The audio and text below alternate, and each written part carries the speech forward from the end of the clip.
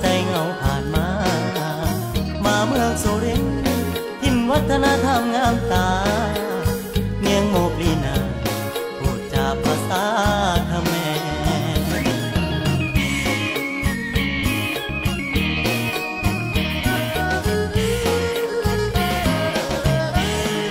เอ่ยเนียงล้อสนอเสียงซอผมคำรายรำงามแท้จะได้จักอายลงหักสาวขแม่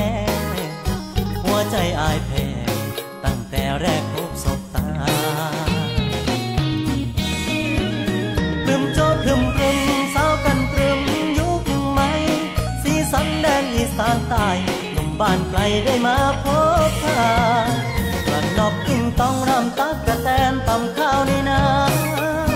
อ่อนแอนเอวบางน่ารักน่าชังดังอัปสรา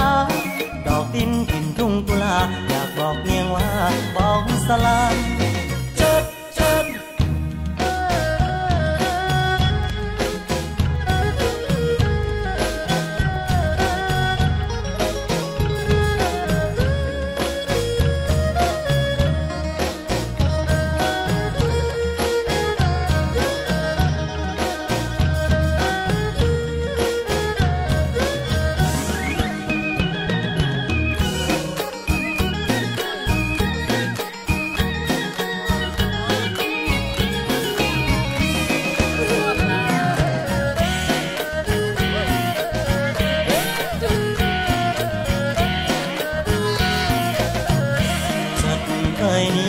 สนอม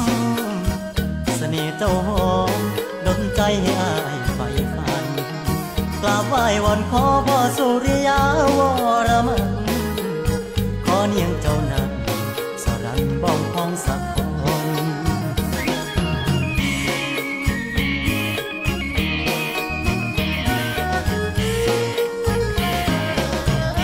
หากบุญนำพามีวาสนา